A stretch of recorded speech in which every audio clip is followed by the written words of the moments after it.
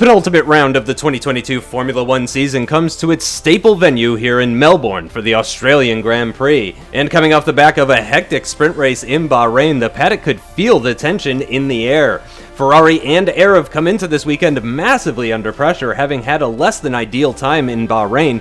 Aarava trails Gasly by 6 points and Sainz a further 5, and so has it all to do to claw his way back into the fight before the final round of the season. And Ferrari will need that and more, with the Scuderia more than 15 points behind Red Bull at the top. Audi expect tougher races in Australia and Japan, but are confident that with the experience of Sainz and Vettel, they should be able to close the ground they lost to Red Bull in Bahrain. During Friday practice, Leclerc looked very strong on long-run pace and was trading top times with Sebastian, who appeared to have shaken off his bad form from the last 2 races. Renault looked to once again be toe-to-toe with Red Bull, which might cause some frustration for Christian Horner, as he hopes his team can now maintain their championship lead till the end. But with Antonio Giovinazzi being on the pace as of late and matching his teammate Gasly, that job might be a little easier. Gasly, however, will want his teammate to be more of a rear gunner as he continues to chase Carlos Sainz down in the standings following his win in Bahrain. With only 2 races to go then, it is well and truly crunch time for the final season of F1 MyDriver here in 2022.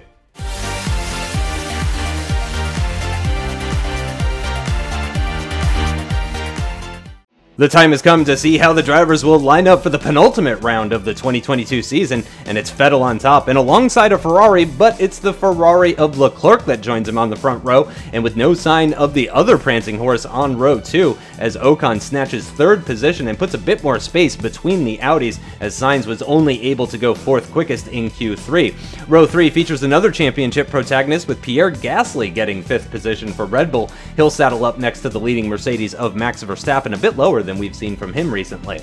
It's not until row 4 that we find the other Ferrari of aarava, who was disappointed about his Saturday performance, but at least he'll start ahead of the other Red Bull of Giovinazzi, who will be working hard to relegate the Brit. Sergio Perez will start from 9th position as the only BMW to make it into Q3, and a big talking point from the press was Aitken's performance or lack thereof in qualifying. He'll start 7 places behind his teammate. Row 6 is where we find the other BMW and the other Mercedes. Bottas wasn't far off his teammate's pace in Q2, but was knocked out in the closing stages. Mick Schumacher alongside him. Now we start seeing the Jag-powered cars a bit further down than we're used to seeing, but as usual, Stoffel Van Dorn will be leading the charge for the works team, and again, the leading McLaren is Lando Norris. Meanwhile, Daniel Ricciardo was narrowly knocked out of Q1, but managed to cling on. As usual, less than a tenth slower than his teammate, he's joined on row 8 by the leading Haas of Hulkenberg. And bringing up the rear of the field, it's the Alfa Romeos, led by Ilott, as you would expect, with Nico Kari not far off. However, this week it was Fuoco over Wehrlein, as the Germans struggled massively over 1-lap pace ahead of the 2022 Australian Grand Prix.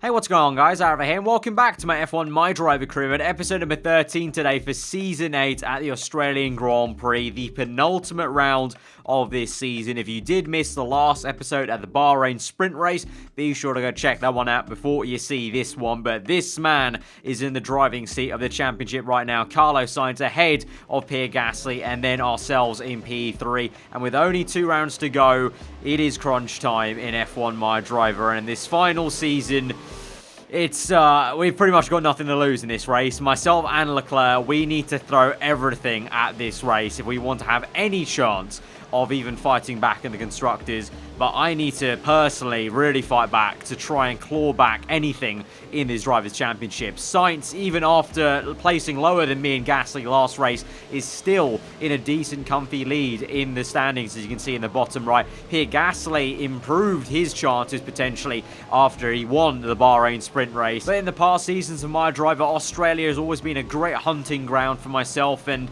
I'm looking forward to this one, and I'm raring to go. Our grid position's not ideal, but actually it was very close in qualifying. Only 1/10 separated myself and Leclerc, and that's 3-4 different drivers in between that span. So we do have the pace potentially for this race, and if there's one thing I've learned from 8 seasons of doing this series, is that we should never stop believing, because anything can happen in the F1 MyDriver universe. So here we go then to 5 red lights to the Australian Grand Prix, the penultimate round of the 2022 season defibrillator out, and we're underway. It's a great start there compared to Max Verstappen there, who gets a lot of wheel spin. Gasly's had an electric start. He's ahead of Carlos Sainz already. It's 3 wide into turn 1, and Leclerc's taking the lead potentially. He's side by side with Esteban Ocon. We squeeze out Max Verstappen. Vettel has bottled it off pole position. He's down to 3rd place. It's Ocon and Leclerc doing battle for 1st place. Leclerc ahead of the Frenchman there. My teammate's doing an excellent job there, and I think he's got the lead. Yes, he has. He's into the lead of the Australian Grand Prix. Then it's Ocon, Sebastian Vettel, Pierre Gasly, Carlos Sainz right ahead of us then, as we got ahead of Max Verstappen. Can we make a move on Carlos soon enough? I think there's a little bit of a touch on the grass there as the dust kicks up, and Sainz might be a little bit unaware of me where I am. Down the inside we go, and we do catch him napping a little bit. Is there a bit of contact there between us as I had to take avoiding action? And so now there is Leclerc in the lead, and actually P2 is now Vettel hounding down Ocon round the outside of the high-speed chicane. Ocon defends well though, and so the pole man struggling at the moment with heavy fuel, and Pierre Gasly is right up his gearbox here. Will the Frenchman make a dive bomb move down the inside? No, he won't. You can see there we are very close now to Gasly, Leclerc, and the entire top 5 bunching up quite a bit, so we're right there for the taking here, and we could make a move on Gasly on this next lap as we go through the final 2 corners of the opening lap of the Grand Prix. But that's ideal already that both me and Gasly are ahead of Carlos Sainz, and so now can we get ahead of Gasly? Looks like we'll have the straight line speed as Gasly pulls to the middle of the circuit to defend the inside line around the outside of turn 1. Easy does it, bit of contact there, got a little wide. We'll squeeze Gasly though to the right hand side, and we've almost scared him effectively off the road there, and so Gasly feeling a little bit timid at the beginning of this Grand Prix. Of course though, compared to me, Gasly's in an okay position. If he was to finish ahead of Sainz like this, I think he'd be pretty happy with that, whereas me, I've got nothing to lose this race. I just need to keep sending it every single move, because the higher I get, the better chance I have of turning this thing around. But I guess Gasly can throw a bit more caution to the wind. And speaking about sending it, here we go.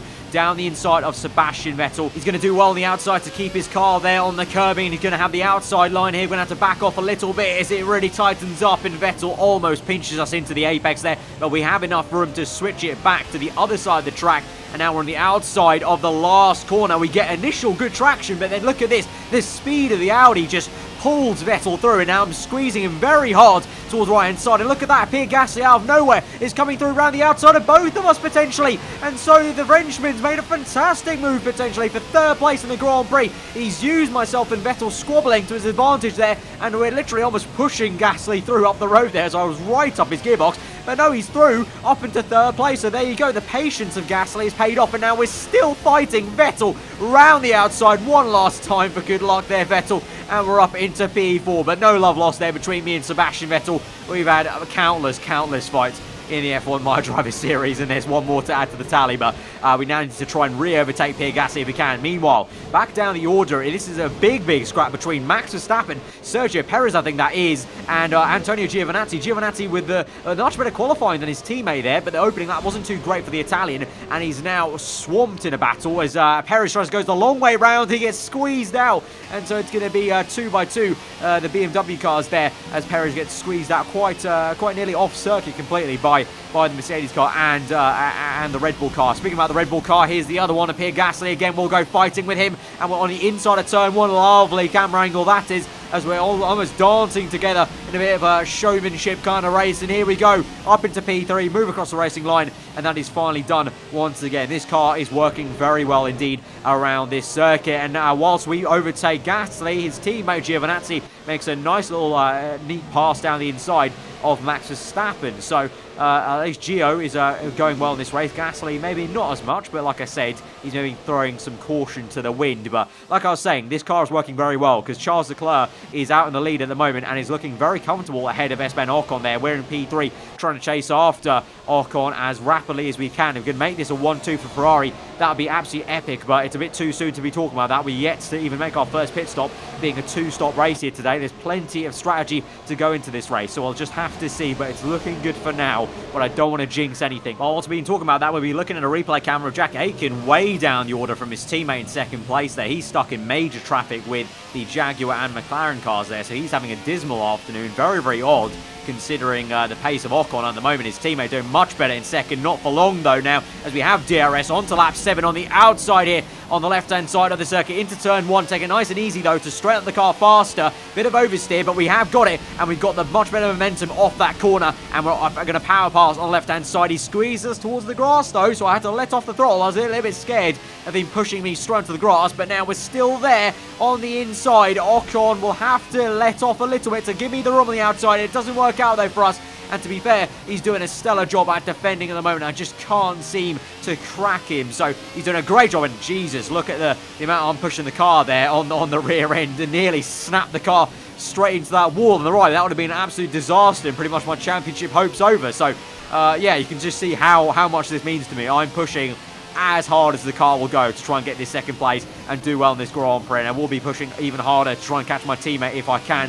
But first, we have to get past Ocon here. And so now on the back straight, nice slingshot, fade to the left, go to the right, down the inside, a little bit of a shimmy and shake on the exit with the steering wheel going the opposite lock way. We're still trying to find the room, and Ocon's giving me such a great fight here, and he's doing such an annoyingly good job.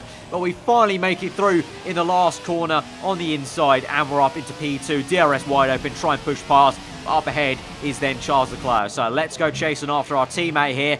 And of course, technically, maybe you would think I could maybe call in some team orders, but he's got such a good lead. I doubt the team are going to allow that at the moment. So I need to show I have the pace to maybe catch up to him. Meanwhile, speaking about pace, maybe catching up to others, Giovinazzi now, after he overtook Max Verstappen earlier on the Grand Prix, he's now looking like likely to overtake Carlos Sainz. Had a little bit of a look down the inside, maybe trying to scare Sainz off the road a little bit. But Sainz, the championship leader, he's had a very quiet race, hasn't he, so far this race? He's got a big gap from Sebastian Vettel there. I can't even see Vettel in the camera shot up ahead on circuit. So Sainz going a lot slower than his teammate, and it's seeming like he's actually holding up that train. So we'll have to see if his pace improves, but at the moment that bodes well for me and Gasly. And we now cut back to our race, and we're on lap number 8, and we've come in as well as Esteban Ocon covering us off, it seems, just like we did to him, ironically, at the Bahrain Grand Prix last time out. And we're going to come on for a set of super soft tyres. Ocon will go on to ultras there, you can see in the background. So he's gone ultra. I've gone ultra super soft. So essentially we're doing the opposite of each other, but on the same strategy, because I will be going on to ultra soft tyres then at the end of this Grand Prix. So it should be a 2-stop for everyone. There is an instance where some people could try a 1-stop, but it would be very audacious. The pace of the soft tyres really drops off quite dramatically towards the end of the stint. So we'll see what happens. Maybe someone like Leclerc, my teammate, he has maybe enough of a gap to pull off the 1-stop potentially.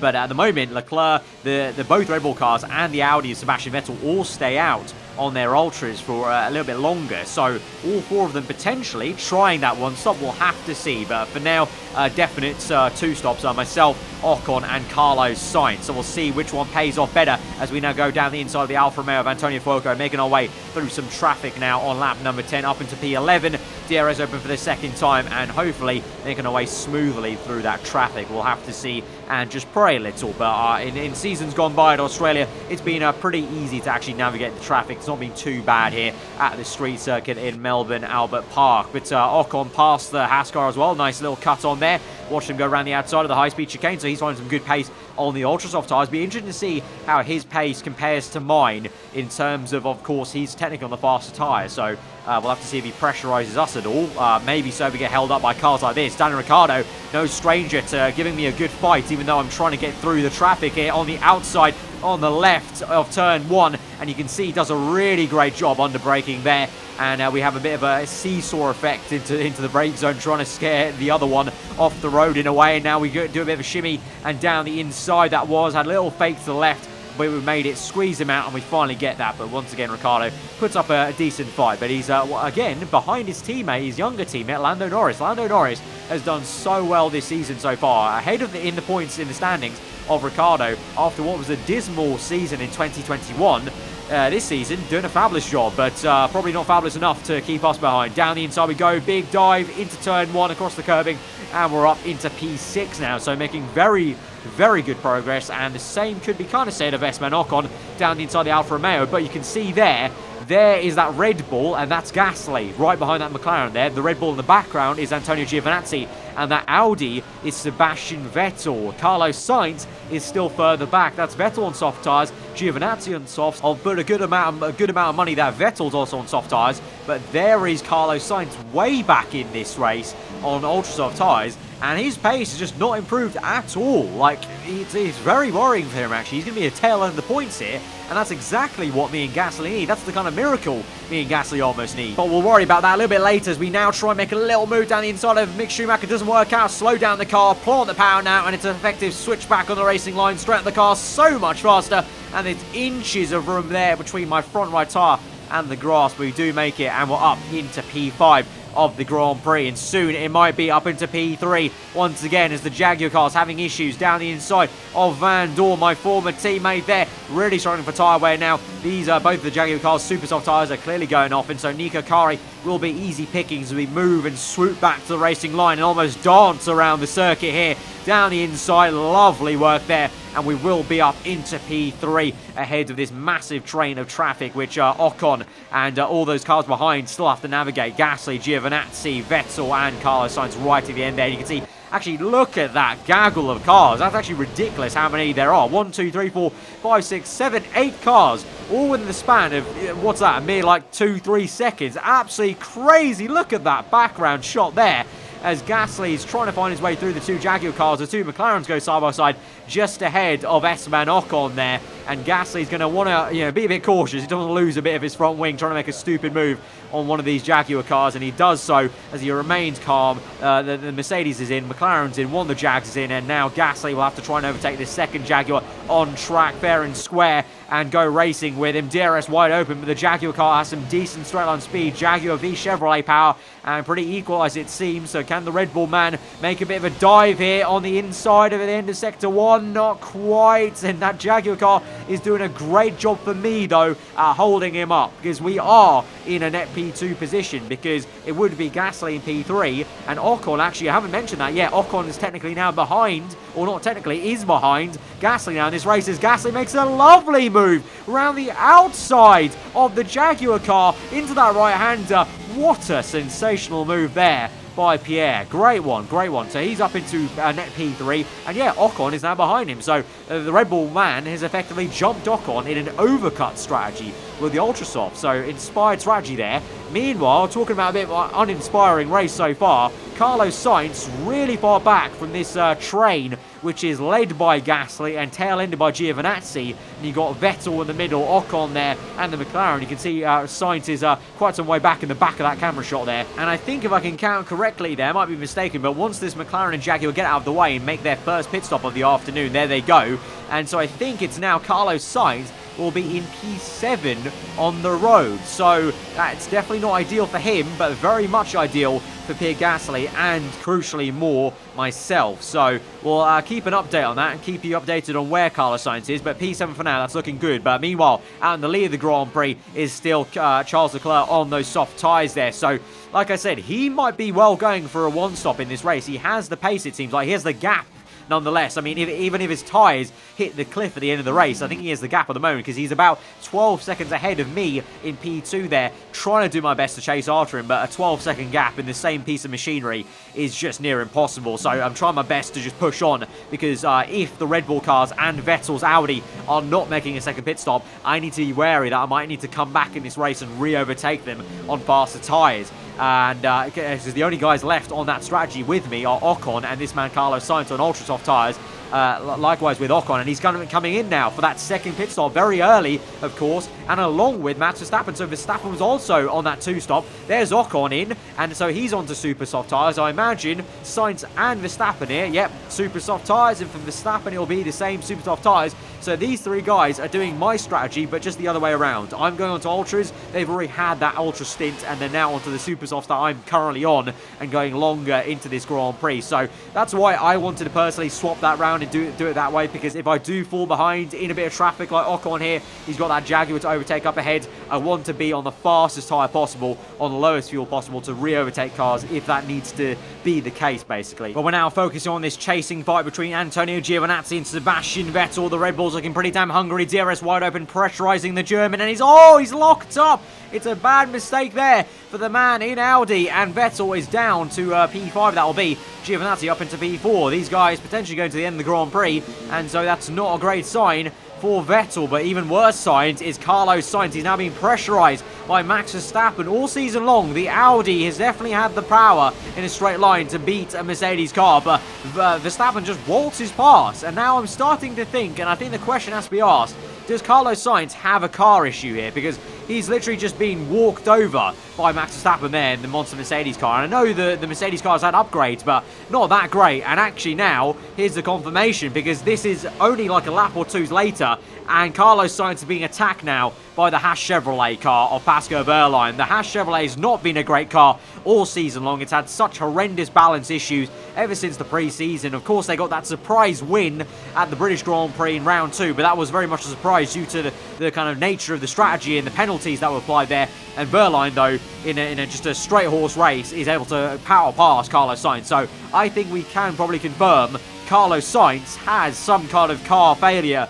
an issue, or I don't know if it's engine related or something, but that is amazing stuff from myself and Pierre Gasly. That is the miracle coming true here today, ladies and gents. So now we pit on lap 20 for what will be a set of ultra soft tyres. Our fight is not done here yet. We are not home and dry, because we come in and both Red Bull cars and Vettel's Audi is going to be ahead of us now. We're onto ultra soft tyres, and I'm pretty sure we're now 9 laps to go. I can pretty much guarantee those guys are going to the end of the Grand Prix. There's no way they make such a late pit stop now for ultra soft tyres. There's no point. They may as well commit to their strategy. And someone else who has also passed us is Valtteri Bottas in the BMW car on a one-stop. So he's doing really well now, up in a lofty P5, but hopefully I'll try and spoil the party soon enough. And so now we turn up the engine, turn up the wick, and we have 8 laps of pushing flat out. As we cut on in a contrast to someone who's not going flat out, which is Carlos Sainz. And once again, getting passed by slower cars, the Alfa Romeo now, I think, of Callum Ilott there. Around the outside he goes, and that is... I feel for Carlos Sainz. I've been in that sort of situation where things are going wrong. You know, I've had issues in the past. Remember back to season, 6 with the major gearbox issues in Jaguar.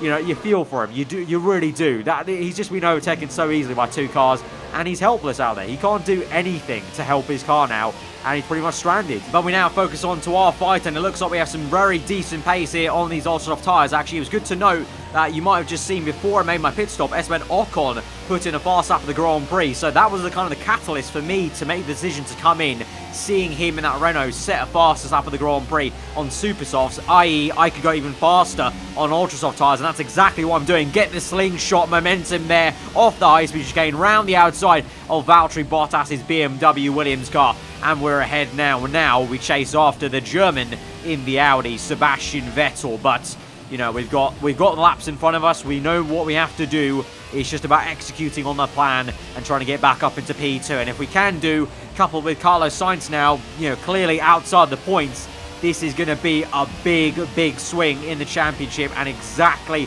what we need after all kind of hope seemed lost after the last 2 episodes, really, for me, in some ways. And we just set a purple fastest lap of the Grand Prix. We're literally pushing Sebastian Vettel through turn 1 because we got the superior grip. We fade to the left, go to the right, down the inside, but oh, Vettel comes back at us. Did you see that? He jabbed to the inside and tried to scare us into the apex there, and Vettel giving us a great old scrap here for the 2nd time in the race, down the inside though, and we get it. But my God, I had an instant heart attack there when Vettel literally started to dart towards the right-hand side off his racing line there. That was a very dramatic little jolt and a little bit of a scare tactic from Vettel, but we stuck the course, and we had the bigger balls, and we're up into P4 now. And with 3 laps to go in this Grand Prix, we continue to push and push for the sake of our championship here today. We're going to try and overtake Antonio Giovinazzi then on the outside of the high-speed chicane, and we've got the superior grip round the outside. He's got nothing to answer for, and we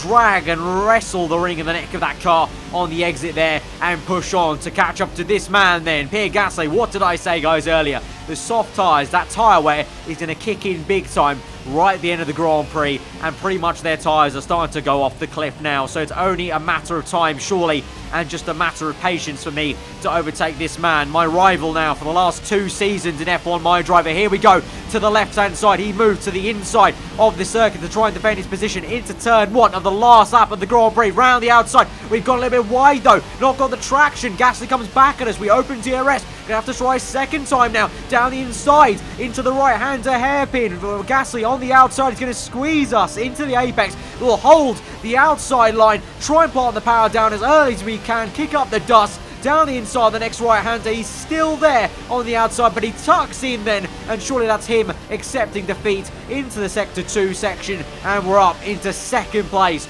of the Australian Grand Prix. We're back ahead of both Red Bull cars and back to where we were in second place before we made that second pit stop of the afternoon, and that is going to be, thank you very much to my team, the confidence I had in them that was the right strategy. The car has been an absolute treat to drive this afternoon, and it's paid off, because if it wasn't, I wouldn't be able to come back to P2, and if it wasn't, this man wouldn't come through the last corner. He's had 2 wins ripped away from him this season. He should be on 3, but it's his first win of this season. Charles Leclerc is a winner in 2022. It's taken him to the second last race of the season, but he's finally got that win. He definitely deserves this season, and we come through in P2 just about as we rang the neck out of the car right to the end on lap 29 across the line, and it's a 1-2 for Ferrari, baby. Absolutely amazing result.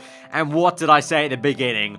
Keep believing. Always believe. You never know what is going to happen in F1 MyDriver. With a 1-2 here, we've just done some absolute work for the championship. But what a win by Leclerc. Such a dominant fashion win there for him. And like I said, and a lot of you guys were pointing out earlier in the comments of previous episodes, he's really been robbed of 2 races he should have definitely 100% won. And so it's kind of deserving. You know, the Ferrari car as a whole should deserve to be on about, what's that now? Mathematically should be on 4 wins, with 3 to Leclerc and 1 to me. But we just had some poor luck over this season, and, you know, just we haven't brought home the results. But finally it comes good, and this 1-2 result was kind of results that we were hoping for at the beginning of the season, because we've had a very good car all season long, especially after Monaco with the upgrades. But finally, it took the second last race for it to come good there, and with that 1-2, that's going to do a real big job. But Gasly in P3 there, and more crucially, Carlos Sainz, no points today. He's down in P17, and so what that means is, here, looking at the Drivers' Championship, here Gasly now is the leader in the championship with 175 points, and myself, we're now up into second place, 3 points off Gasly. Carlos Sainz now is a further 7 points back from me, going into the final race of the season next episode at the Japanese Grand Prix. So 3 points is all that separates myself and Gasly going into the championship decider. Technically, Sainz is still in the mathematical fight, but you got to say now he's a bit more of an outside shout. You wouldn't imagine Audi should go amazingly dominant at Japan, so it'll have to be another miracle in itself for Sainz to get back into the championship fight. But so it's looking like it might well be myself v Gasly version 3. We fought together in Red Bull Racing in 2018. We fought out for the championship last season in 2021. And here, my final season of F1 MyDriver, it looks like this quite age-old rivalry now is going to come to a head for a 3rd time now at the Japanese Grand Prix. And also, Red Bull v Ferrari is going to be the thing. Also, Audi are in there as a team. They're still in there. Sainz might be a little bit of an outside shout, but Audi are still very much in the fight for the constructors. But Ferrari, as a team, we are now in the lead of the Constructors' Championship by one measly point to Red Bull Racing, with 297 to our 298. That is an amazing sight going into the final race of this season. The fight for the constructors could not be any tougher to call there. And Audi, like I said, their driver might be a little bit outside of a shout for the championship. As a team, as a duo, Vettel and Sainz, you've got to say they're still within the shout there to overturn that points haul if everything goes right for them there at the Japanese Grand Prix. But what a final penultimate race